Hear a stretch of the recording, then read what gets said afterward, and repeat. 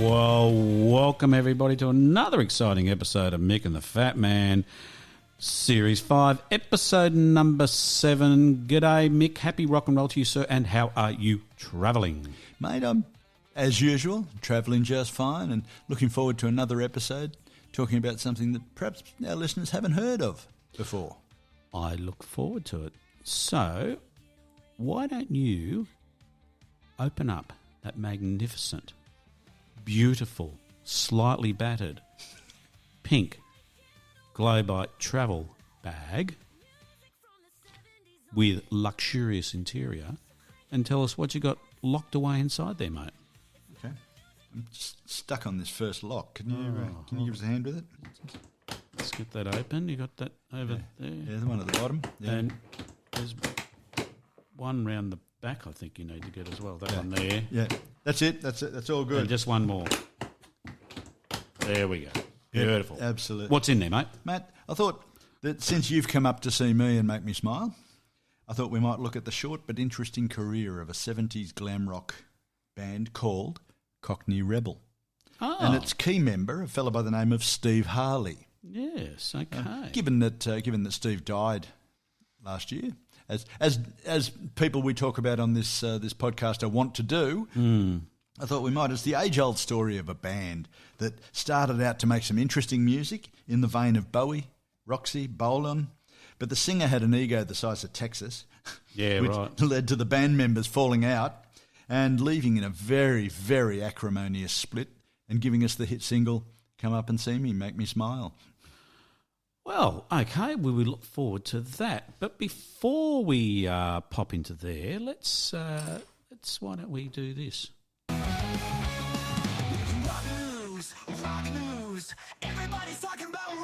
Because Mick, I have got some rock news for you, old son.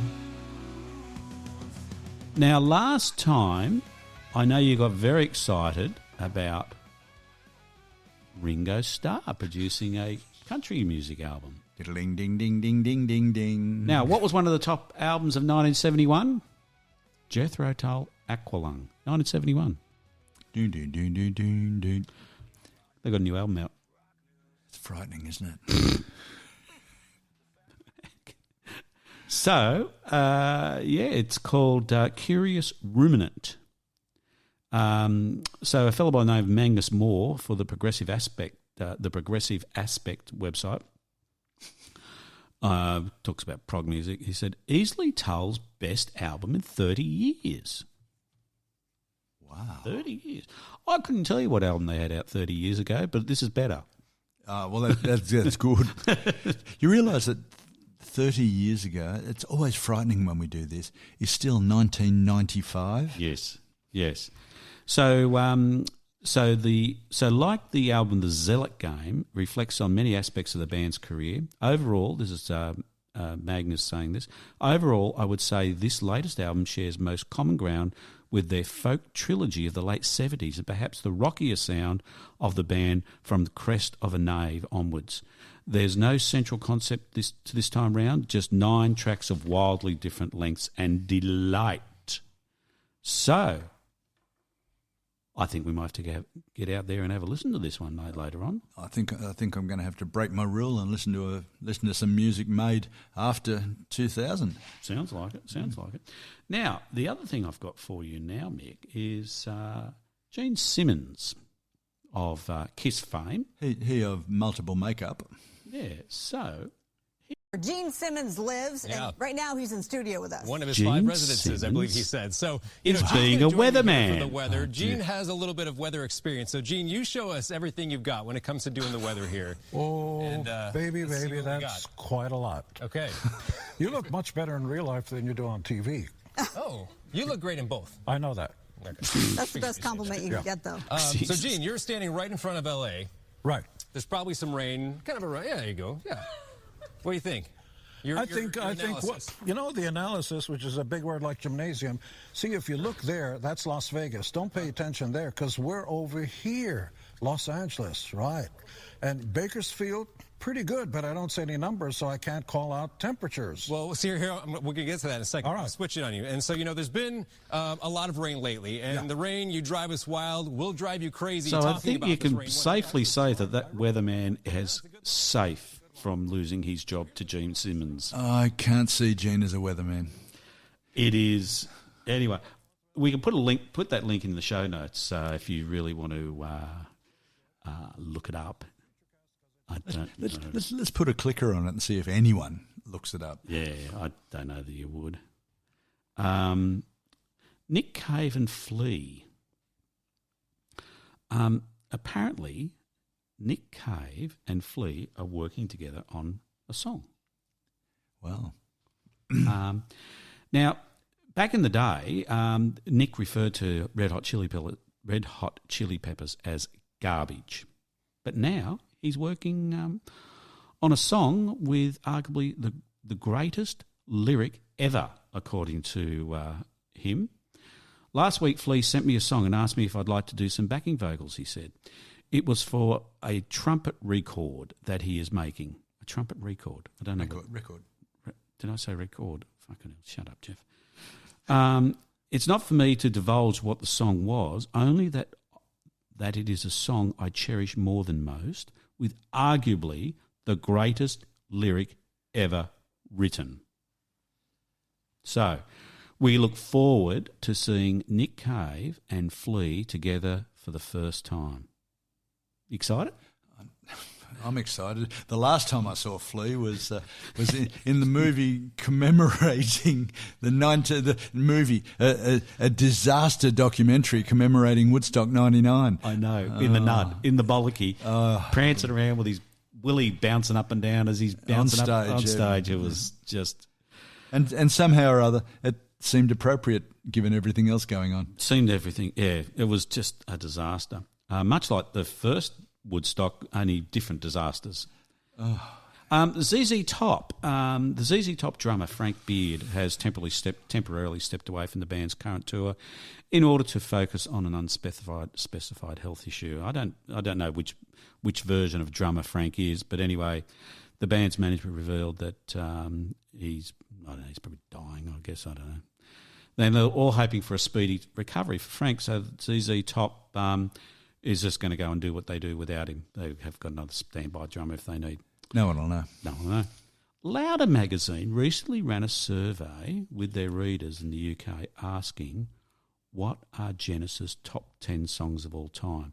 Now, that's different to me doing what are the top albums of 1971 with AI. That's actually asking people. Frightening, isn't it? I should actually do that, AI, and we could do the comparison. That'd be good, wouldn't it? It'd be interesting, actually. Yeah. It would be interesting. Now, it's interesting because it's Genesis. What is a Genesis fan? I think would be the question to ask here. Is it the Genesis, the super commercially successful Genesis of later times, or is it the old Genesis of earlier times?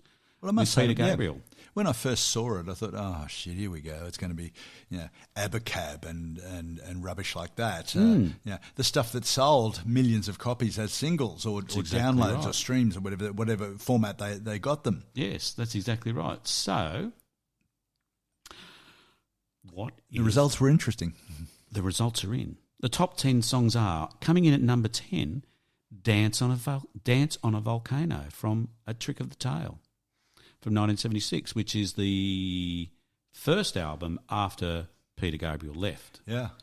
And that song sounds a lot like a Peter Gabriel voice, doesn't it? It does. Like, not even just a lot, like a real lot. Well, that's why Phil Collins got the gig as singer, because it wasn't such a stretch to have him singing the songs, because he'd done some backing vocals for Gabriel anyway. Yeah. And so sound didn't change a whole lot. No, he's a really good singer. Yeah. Number 9 comes in, Ripples from A Trick of the Tail. That's a bit of a silly song. Did you listen to it? I didn't. I tried to like the album because I thought I liked Genesis as Genesis, but no, I like Genesis as Peter Gabriel and band. Yeah. Anyway, Ripples is a silly song. It's not very good. Coming in number 8, In the Cage from Lamb Lies Down on Broadway. Number 7, Watcher of the Skies from Foxtrot. Number 6, Dancing with the Moonlit Night, Selling England by the Pound. Number 5, Carpet Crawlers. Great song. Excellent. Great song. Should be higher. Or should it? That's from Lamb Lies Down on Broadway. That is a great song. The Musical Box from Nursery Crime. What do you think of that one? Well, go through the list. I think we can have a talk about it because I think you've... anyway, I'll give you my opinion when you've read the list. So number 3 is The Cinema Show from Selling England by the Pound.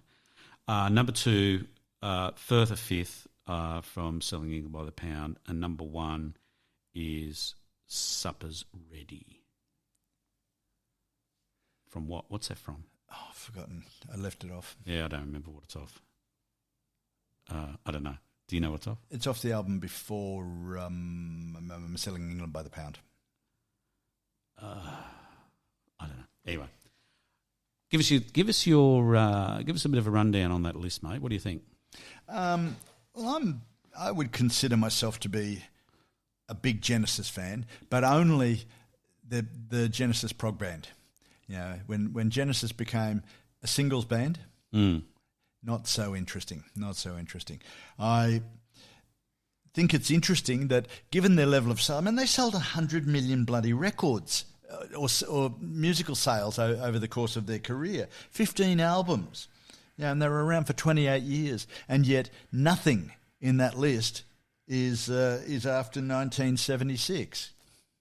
I know, it's interesting, isn't it? Yeah, and the 1976, the 2 songs at number 9 and 10 are Phil Collins songs, and everything after that, 8 through 1, are all Peter Gabriel songs. So I really think that reinforces any old fogey stick in the mud attitudes that I may have, and hundreds of thousands of others, that Peter Gabriel, the Peter Gabriel era Genesis was the most interesting.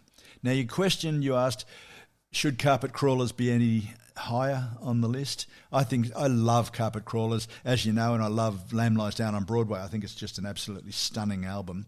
But I couldn't argue with its position higher than number 5 because you look at what there is. I know. That's where you come unstuck, isn't it? The Musical Box is an absolutely stunning song from Nursery Crime, which is a cracker album. The Cinema Show, Selling England by the Pound, has got Cinema Show and Firth of Fifth. 2 songs run into each other. They're like a beautiful music played together. Tony Banks and Steve Hackett working together to create 2 of the most beautiful songs that Genesis ever did, I think. Yep. People tell me, lots of surveys come out and say that Supper's Ready is clearly number 1, is the best song by Genesis. I don't share that opinion. I would put it in the top 10, but I don't know how far down the list I would put it. Certainly I don't see it as a better song than Firth of Fifth or Cinema Show. I love those 2. So I just quickly jumped onto ChatGPT. What does ChatGPT say? Number 1, Supper's Ready. Of course. According to them, they say the ultimate prog rock masterpiece. Yep. A 23-minute epic filled with surreal imagery, shifting time signatures, and dramatic climax. That sounds like Genesis. Not wrong. Then Firth of Fifth, then the Musical Box, then Dancing with the Moonlit Night, I beg your pardon. Night, yes. And then it just goes silly. Yeah. It just goes into their later stuff. So, but all of that early, up until Peter Gabriel left, and I think the 2 things are just coincidental that they overlap. The level of musicianship, it's virtuoso stuff from every single one of them. Phil Collins, I've said it before, I would rate him as one of the best rock drummers ever. He's, and when he joined the band after their second album, he added some real muscle to their sound without turning them into Van Halen. Steve Hackett, we've seen him live. Yeah, fantastic. It's a long time since I would have gone to a Genesis show because I can't stand anything they did after Trick of the Tail and Wind and Wuthering. But every member of the band is as good as you'll get. We've talked about Yes and Emerson, Lake and Palmer again being full of virtuoso players, but the problem that I find with those two bands is that the songs are shit. Yeah, I think we can say yes, there are some good songs there, but in general, there's a lot of shit. Those two bands, yes, absolutely. So the material that has formed this list, can't argue with it. Cannot. You might say, well, that shouldn't be one; it should be two, or 3 versus 4, that sort of thing. But the list is a cracker of a list, and I'm so happy that a suitably large survey has said that their old stuff. I like your old stuff better than your new stuff. Oh dear, we're sad bastards, aren't we? We are indeed. Yes, we are sad bastards. It's some great songs there, though. Yes. Without doubt. Some great songs. Pardon me. Anyway, let's move on. 1001 albums you must hear before you die. Page 305 I got to, so I'll just... I'm going to go there now, 305, wherever that is. No, don't bother. And we'll go to ZZ Top, Tres Hombres. Is it Hombre or Hombres? Produced by Bill Ham, cover art Bill Narum, running time 33 minutes and 26. For the first time, I'm glad the album's short. Yes, they've done us all a favour, haven't they? So this album marked ZZ Top's elevation into the mega league as one of the largest, or one of the biggest touring acts in the United States. The jury will probably always be out. I'm reading from the book now. Sorry. Yep. The jury will probably always be out on which is better of the ZZ's two great eras. Straight down the line, blues rock in the 70s or pump and blues disco of the 80s. What is indisputable is that their Texas roots are absolutely inseparable from their own down and dirty sound. Tres Hombres is a showcase of everything that is magnificent about the group. I'll leave it there. What do you think about it, Mick? Mate,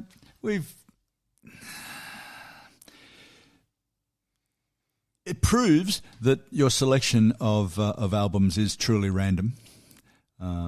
Because if you're trying to pick an album the way we were going to say, this is great, well done, Bob, this is a terrific album, no collection is going to be complete without it, you wouldn't have picked this album. Not even a million years. Not in a million years. Okay, let's start with the main song on there, of course, is Grange. Yeah. Okay, I'll just take that song out for the moment and listen to the rest of the album. You have not got a strong album by any stretch. It's crap. It's just basic blues, Southern American blues, with a bit of rock guitar in it, you know. Yeah, I must say I compared it to. We're very fortunate in Australia. The time frame for this album, when was this released? 1973. Yep. Yeah. The time frame for this album was at the glory days of Australian pub rock, or the warming up to the glory days of Australian pub rock. So we're spoiled. We had lots of great music from lots of different bands, terrific songs, great playing, virtuoso playing, and that's not what I'm hearing on this album. I hear, I can imagine in a pub down in San Antonio, that's great. Yeah, let's go and listen to a band, go and shoot some Mexicans and send them back across the river. Yeah. Mick, I'm pointing, there's two pubs across the road here right now. One's got Rosie Tats playing, the other one's got ZZ Top. Where are you going? Oh, there's no question, is there? Rose Tattoo, yeah. Of course. Yeah. Driving, good. That's the sound that I think that they should be like at this point of their time. Then they're not. It's lame. It's really a lame album. I don't even know what it's in there for. Yeah, and you're normally so measured, trying to come on, Mick, you can't say that about an album. I listen to it because it's never been part of my collection. We knew LaGrange, of course, because it was on all. It was really high up on the playlist of the. And didn't know it was a novelty song. And the rest of the album is, I don't know, it's just And I don't even know why they became one of the biggest touring bands. People flock to see them. They have massive concerts. Well, they had. I don't know whether they're still doing it now. What country? In America. In which part of America? Southern America. Say no more. And it's just these two guys standing stock still on the stage.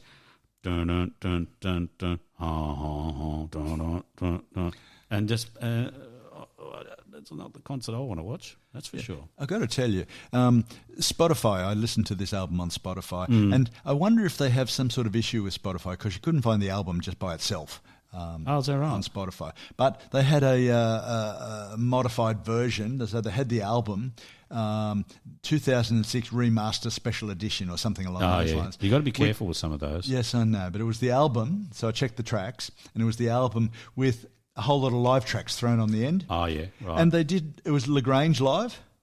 And I thought, okay. because their novelty, their biggest hit, and they couldn't even do that. It's just awful. Yeah, I don't know. If you go to Apple Music, when you go to what would be regarded as a sort of seminal album, an important album, there's usually a written commentary about the album in Apple Music. They say this is a great album because of blah blah. Yeah. And so we did Blue last time. There was a big long thing in Apple Music about Blue. Read what it says in Apple Music. Nothing. There is no commentary. There's nothing written. There's just the album. I think that about covers it. I think it does. I think whoever wrote this review is a fuckwit and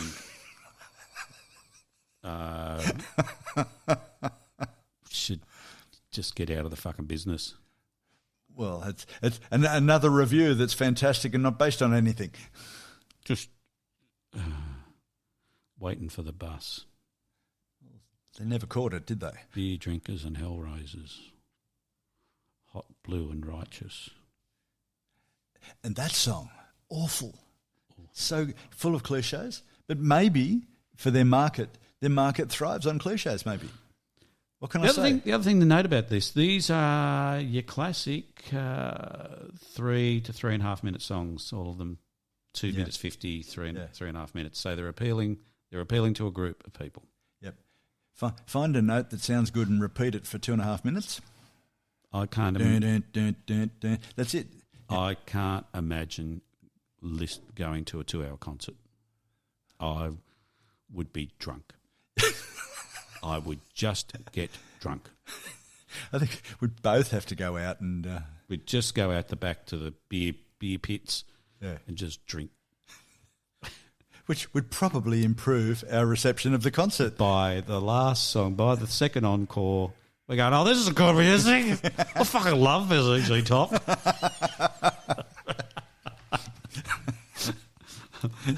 So there you go, folks. If you get the idea that we think this album is crap, you're right. It's just not a good album. Anyway. I mean, they are a big band in the world. They are worth mega bucks. But anyway, we won't be contributing very much to their streaming numbers. Absolutely. I'm going to put it in the playlist, put access to the album in the playlist, but you've got our quality warning. Don't expect a lot of playing. Yeah, anyway. All right, let's move on.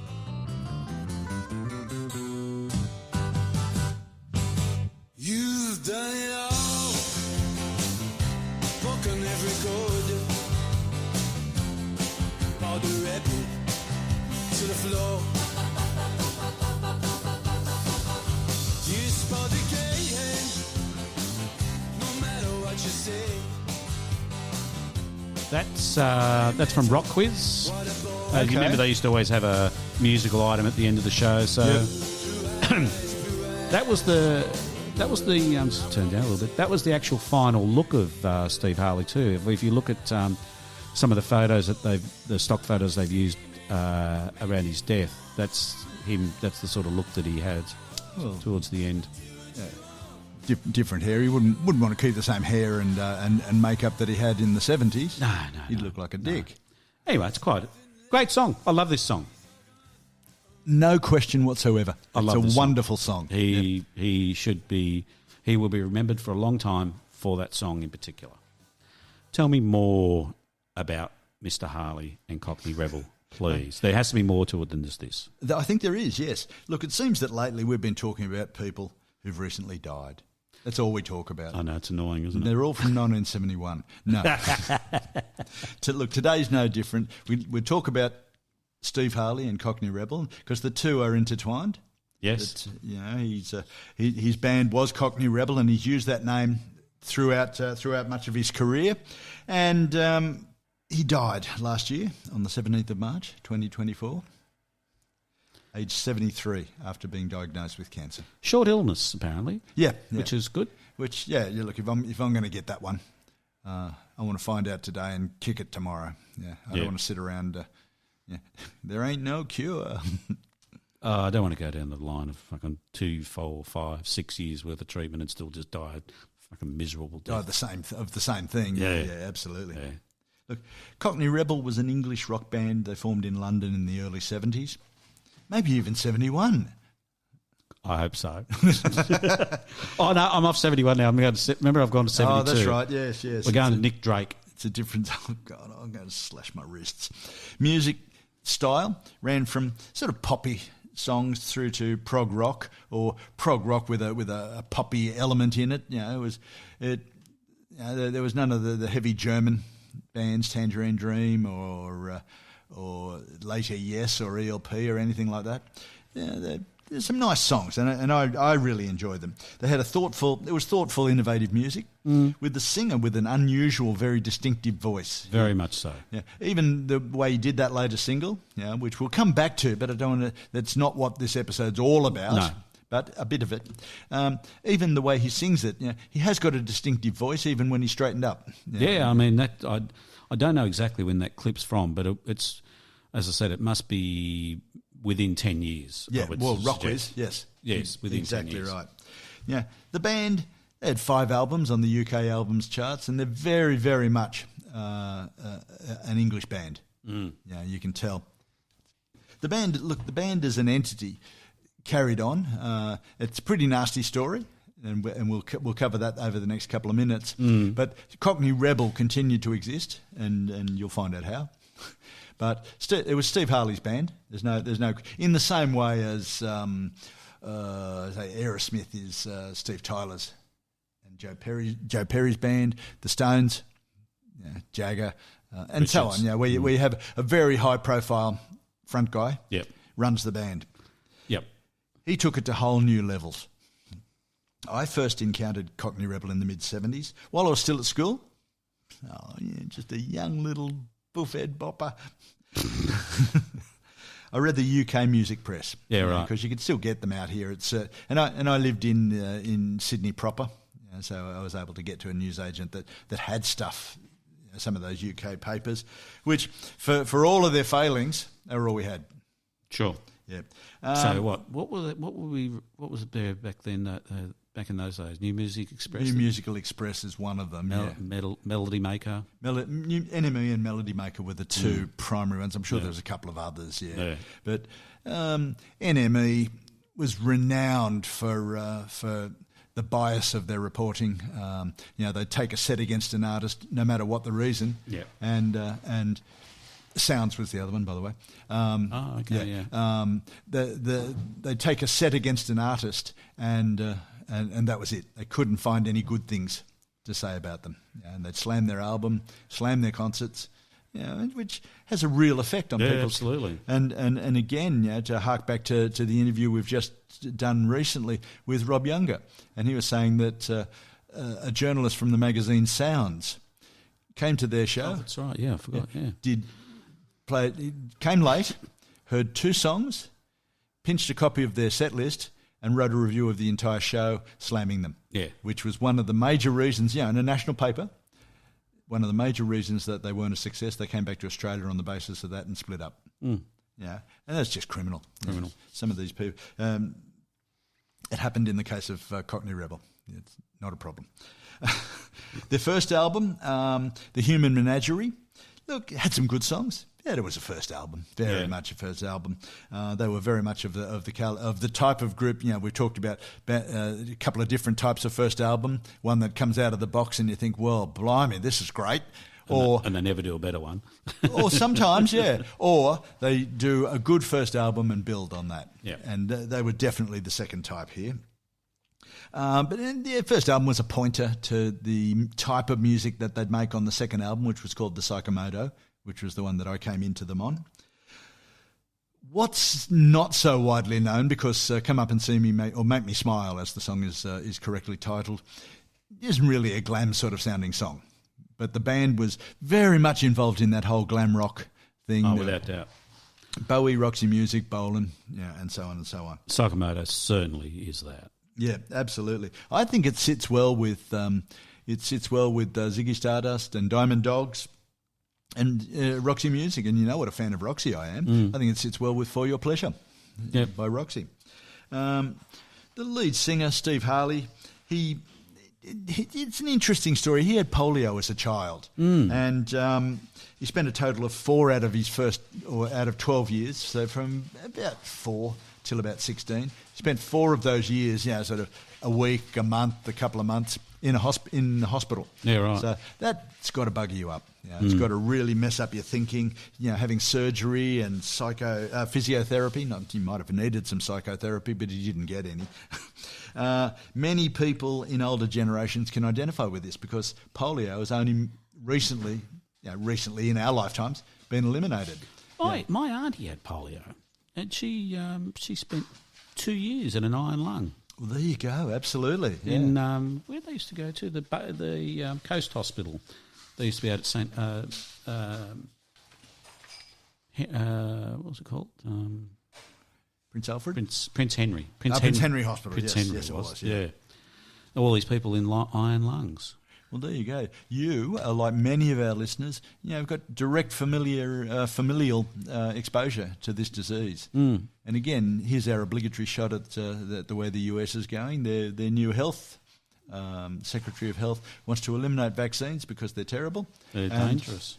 They're dangerous, and that'll certainly open up polio now to the US population. Well, measles is already breaking out over there. Yeah. And we had a case of measles here as well the other day. That's lovely, isn't it? It's fantastic. It's all good stuff. I luckily had the measles.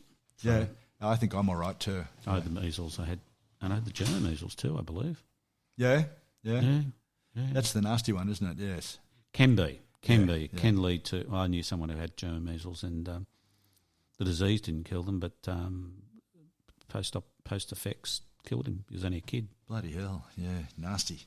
Very nasty. Anyway, sorry about that. Sorry to bring the tone of the show down. Bummer, man. I know, man. Okay, man. Tell me about Cockney Rebel, man. Can you imagine the psychological impact of someone having that, and that visiting and staying in hospital for so long? That's really got to screw up your worldview. And he found it difficult to make friends as a young boy. Now, my wife, when she was younger, had asthma, which again was that calibre of disease. In that age, and she read this and she said, "Well, I can understand that because you can't play sport, you can't meet new friends, you can't do any of that shit." So I understand how this had an impact on him later, and we'll hear what sort of impact he had. He often referred to his life as a child in the third person. Talks about little Steve. Oh, is that right? Yeah. And he thought of those times as solitary confinement. Oh. Because no one's visiting him in the hospital. Who wants to go to a hospital? Yeah, it's yuck. Yeah, it's just... And the kid, he's got bloody iron lungs and things. He's got polio. I don't get it. Yeah. Well, that's right. They didn't... Well, yeah. I remember, as I said, my auntie had it, and she... It was a massive effort to go and visit her, because she was so far away. But anyway. Yeah, hard lines. And she gave birth while she had polio. Oh, God. Awful. Yeah. Awful. Anyway, do go on. While he's in hospital, he heard Bob Dylan.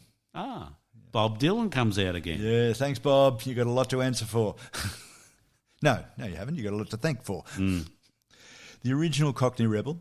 So he's grown up a bit. He's gone through this in his childhood. He formed a band. He was first of all a journalist, which also explains probably why he had a set against journalists. Because that's right. Yep. He formed Cockney Rebel in 1972. Just missed 71, but But 72 was our new year. So your new year. Yeah. So he formed the band the same year that the Nick Drake album came out. Oh no, how depressing. So that's interesting, isn't it? Yes. Really interesting.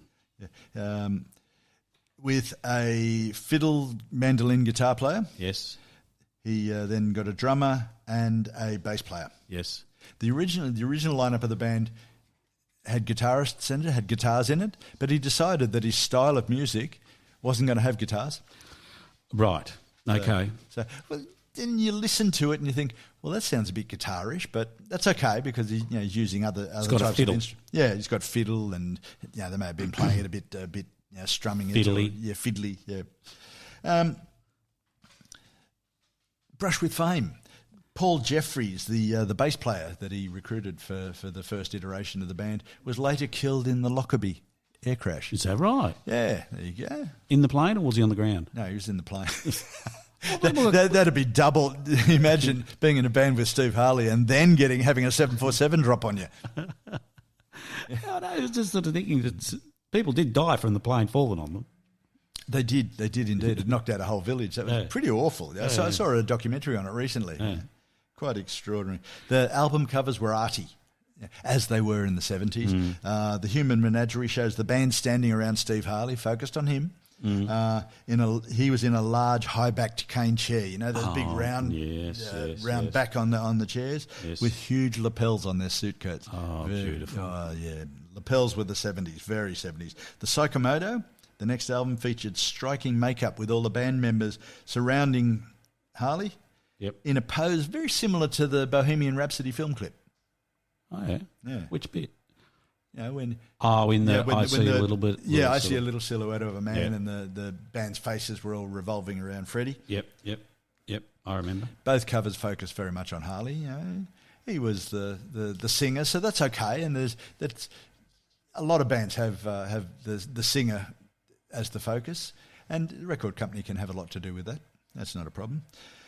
I picked up on their second album, as I said, the Psychomoto, which fitted perfectly with my modus operandi of find a band that no one's ever heard of and find out everything you can about them.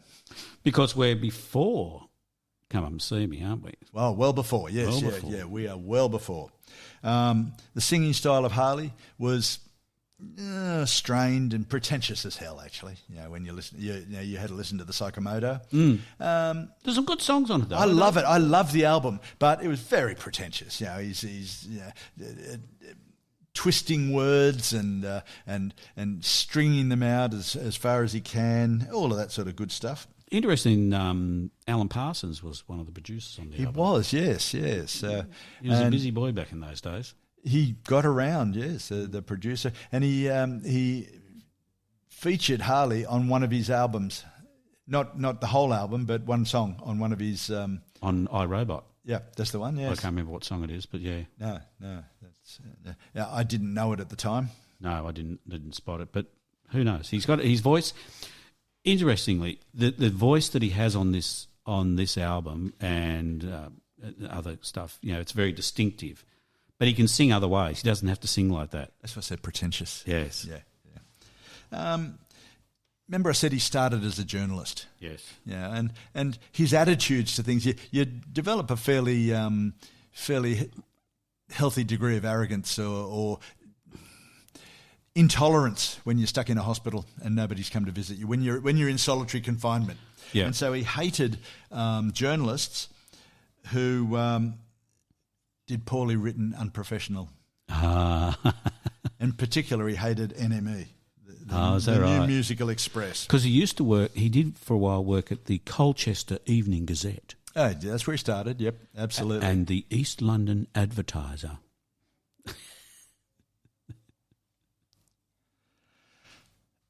I've got some sympathy for his view because, I write reasonably well. You do? Yeah. Certainly better than me. Harley said in a later interview, Oh, yeah. The problem with he was talking to a journalist too. Yeah. He said, the problem with most of you in the early 70s, you were wicked, evil, you only came alive when you were taking the piss, whereas really great writers can write really great stories without tearing people apart and humiliating them. Oh, jeez. So he was fairly clear on his opinions. I think I got the message. Well, NME journos, I don't like this type of journalistic style, and you found it a lot in the rock press. Yeah. NME referred to Cockney Rebel in all of their articles as the Cocky Rebel. That's fucking rude. It's just ignorant, yeah. We had the same thing in Australia with RAM, Rock Australia magazine. Yeah. Decided that they'd have a go at Ferry. Brian Ferry from Roxy Music, Yeah. and they called him such insulting names as Byron Flurry and Flying Berry, both of which I actually read in the magazine. You can see why some artists adopt a hostile attitude. Absolutely. To the press. I mean, that's just childish. And they come out and tour and they go, he won't give us an interview, you know, that sort of because you're stuff. dicks. Yeah. Arseholes. Yeah, arseholes indeed. Look, I found Cockney Rebel's sound to be jagged, it was edgy, all of the sort of stuff that with my frame of mind at the time was exactly what the doctor ordered. His singing style, as you would have already noted, mannered, nasal type of thing. One review kindly called it an unusual and distinctive voice. That's true. Very true. It's true. Well done. Well spotted. Yeah. And the violin playing by a fellow by the name of Jean-Paul Crocker, abrasive nails across a blackboard violin sounds, which again I like. I thought that was great. Yeah, and there was a couple of good guitarists around that time. Obviously Eddie Jobson from Roxy Music. Violinist, you mean? Yeah, whatever I said was wrong. The guitarist. Oh, yeah. No, that word was not in relation to violinists. But no. Anytime I've said guitarist, please, I am. No, I get you. It makes perfectly good sense when you use the right word. A little bit confusing. Look, Harley's voice at that time probably would have frightened radio programmers. You know, they were terrified by a lot of the stuff that was happening at the time. Later on, they were terrified by Bohemian Rhapsody. They didn't like Roxy Music's early stuff. They couldn't cope with that. Even Bowie, some of his stuff they didn't want to hear. Rock and Roll Suicide, of course. I mean, you think about it. When we were we were talking about Double J last program. Yep. And if you think back before Double J, we used to listen to 2SM. Yep. That was kind of all we had. Yeah. And they used to censor all the bloody music, like anything that was rude. On top of not playing it at all, yes, yeah. So, it's just... We were hiding to nothing back in those days. Yeah, that's exactly right. There's no way in the world they would have played some of this stuff. No, because it's not what our listeners want. No. Well, how do you know? You don't know. You don't play anything good. No, that's right. Yeah. In fact, it was owned by the Catholic Church. Didn't help.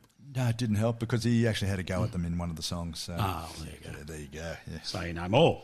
Yeah. The first album, Human Menagerie, had a great song on it called Sebastian, which...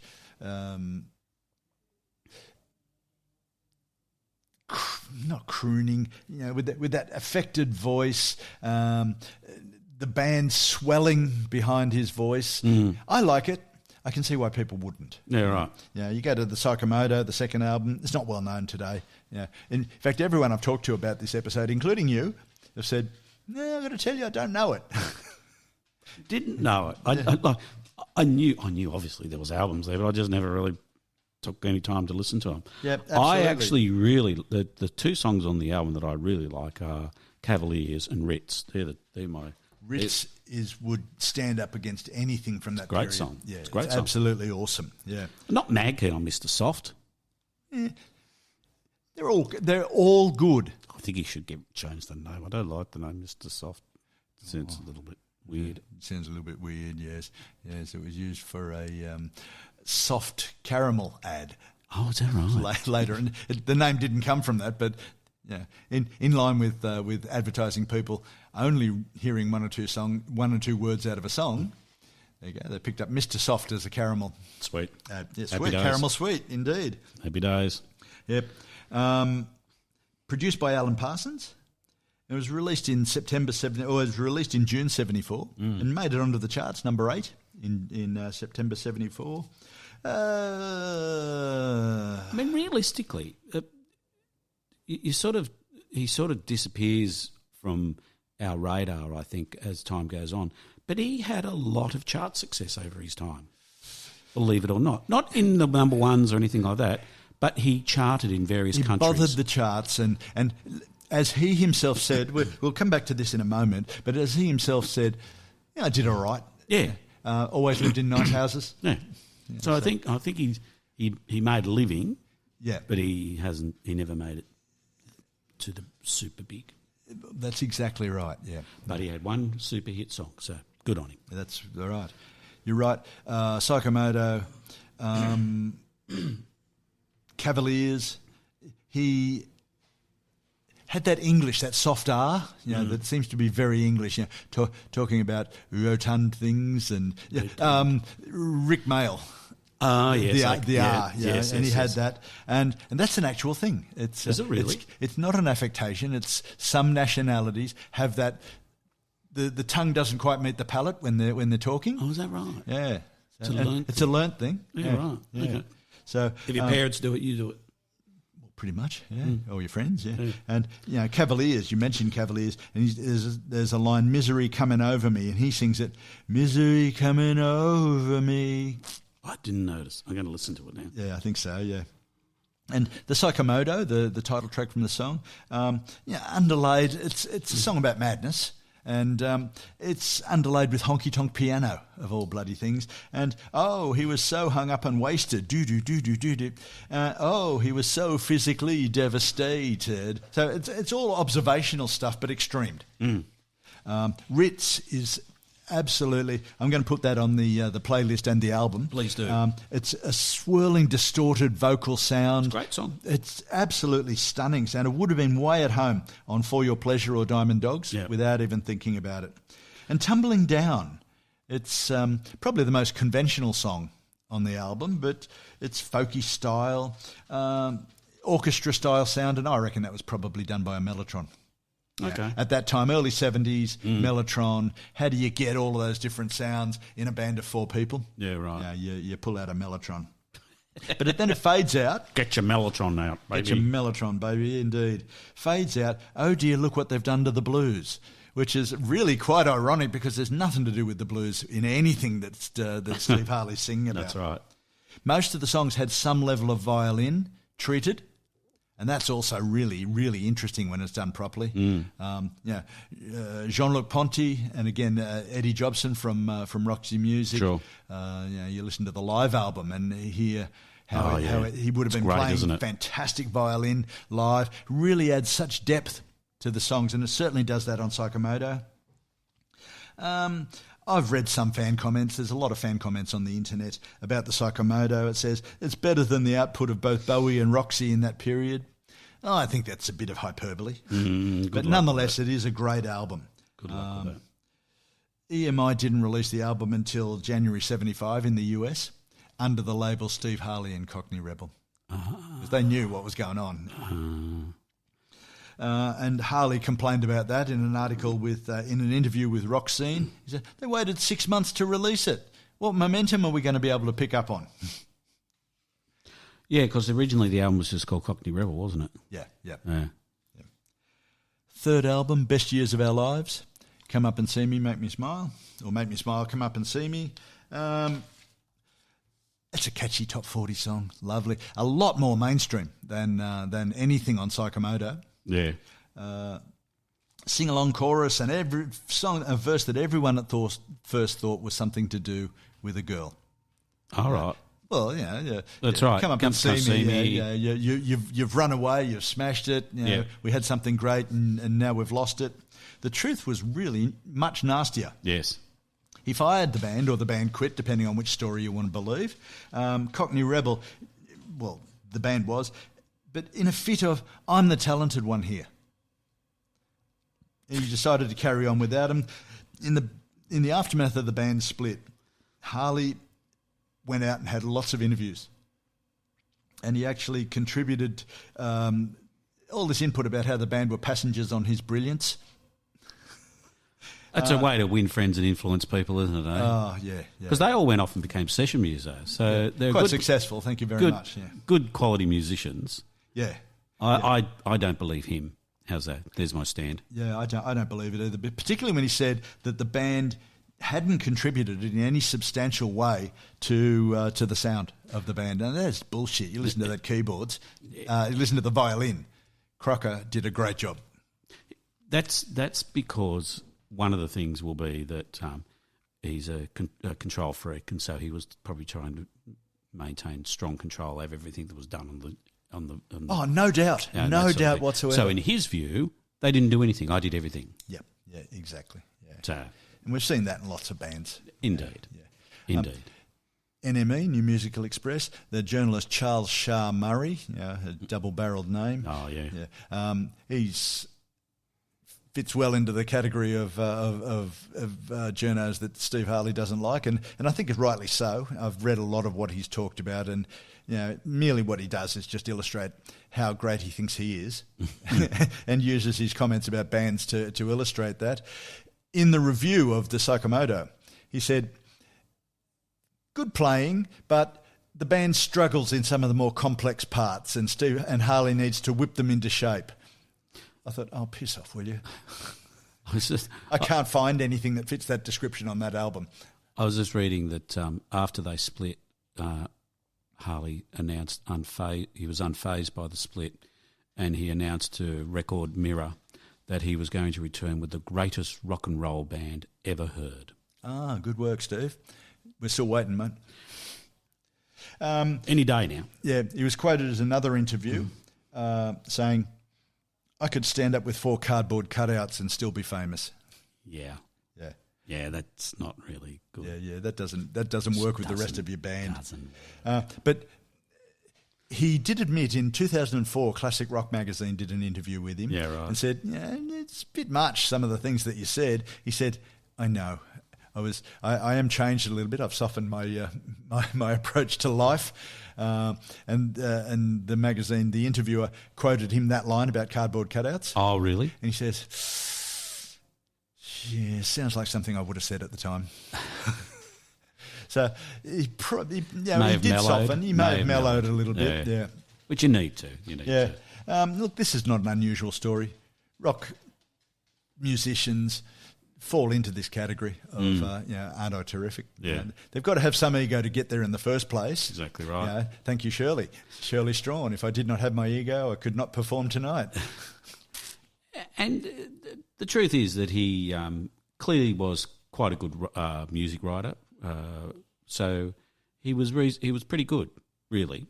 And so you've got to, you do get a little bit up yourself when you like that, I guess. Yeah, well, look, absolutely right. But he wasn't the greatest songwriter in the world. That's the thing. No. They were great songs, and much of what made them great was the playing by the band. Yeah. And everyone's contribution, which was cardboard cutout contribution. Yeah. Harley didn't do much through the 80s. He took a back seat. He felt a bit burned out. Yeah, he took some time off to look after his daughter too. Yeah, he did. Yeah, so family things, and he's quite clear about that. He says, I felt quite good doing that. So again, I don't blame him for that. In the late 80s, he was convinced by a promoter to do a tour, which turned out to be quite successful. Playing, Steve Harley, Make Me Smile. Right, so any tours that he's doing or any work that he's doing, just keep playing that song over and over again. It's rolling over on the one song. So today, even the early albums are billed as Steve Harley and Cockney Rebel, the first two. Even though the covers on the album just have the Cockney Rebel logo, they haven't changed the cover. I was just looking in Apple Music; it does that too. Yeah, he grabbed up straight after the band split. He grabbed up a whole lot of session musos. One of whom was Francis Monkman. Oh, did he? Yeah, from 801 Live. And his keyboard style would have suited Harley quite well. But nonetheless, that's what we've got. He did quite well. I've always lived in nice houses. Yeah, you're right. He's got a whole bunch of. Well, he's got 5 studio albums. So I was looking, listening to someone do a requiem of his past stuff. And he as you sort of said, he didn't chart. He charted all over the place, but not particularly well. Yep. So you say, I've charted top 20 in Poland, some fucking thing like that. Oh yeah. Yeah. So that's the sort of muso he was. So I'm assuming he probably packed up the bags really quick and did a quick tour of Poland, that type of thing. Once your music gets why up. not? Yeah, absolutely. Yeah. So he's not making Rolling Stones money, but No. he's living quite well, as he says so himself. Make Me Smile. I put it in the same box as Walk on the Wild Side as an advertising song. Oh, Well, it's catchy. Yeah. It's appeared in a whole lot of ads, Sure. and no one's got a bloody idea what it's about.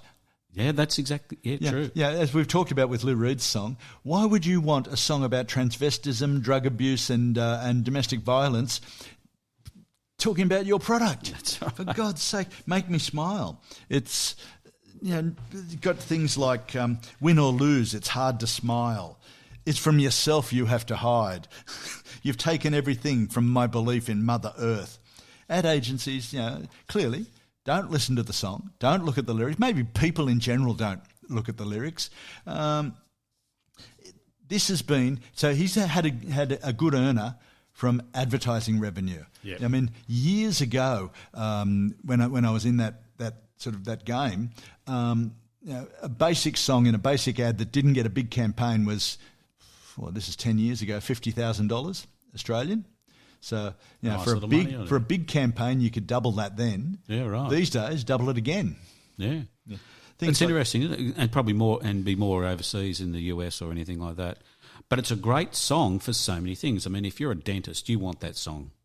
Make Me Smile. Carlsberg Lager, Marks and Spencer. Oh, is that right? An upmarket product seller. The Norwegian National Lottery, Nørretipping, Oh, yeah. Viagra. Nice work. And he says, well, it's lucky. Nice work. He says it's lucky they didn't pick Mr. Soft. Yeah, that's right. Oh, that's great, isn't it? And BMW. Oh. Okay. Don't worry about the verses. Don't worry about the bitterness and hate that are in the verses. Come up and see me. Make me smile. It's beautiful. Yeah. It's a great line. Let's face it, it's a great line. It is. And the song's well known. Yeah. It ticks all the boxes for an ad except for the nastiness of the lyrics. And who cares? It's all right. Don't play the lyrics. Yep. Don't play all the lyrics. You only want the catch. Yeah. The song has appeared in some soundtracks. Yeah, the Full Monty it was in. Oh, was it? There was a film called Velvet Goldmine, which was set in the glam period, and it was used in that. So again, that's a nice little earner, getting your song into a film soundtrack, because then you go on the album and you get played and you get royalties, playing royalties, and all sorts of things. Yep. He from 1999 to 2008, he had a show on BBC Radio called Sounds of the 70s. Yeah. Something you might know about. Yeah, he probably knew a bit about it. Yeah. So he did well in at our level. Yeah. He not a big famous super rich rock star, but hey, I brought my family up. I was able to live in nice houses and do all the good things. So Steve Harley, born Stephen Nice, died at his home in Suffolk on 17 March 2024, aged 73, after announcing he'd been diagnosed with cancer. Even the obituaries for his death talked about Make Me Smile. Well, on that note, old son, I think we can say thank you, Steve Harley, for bringing us a little bit of smile. And on that note, we will say goodbye. See you later.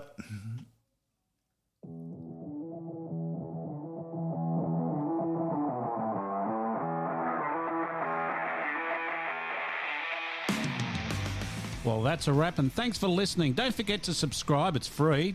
And if you like this, tell your friends about us. Also, contact us at mickandthefatman@gmail.com. Follow us on Facebook and Instagram. Thanks very much. See you next time.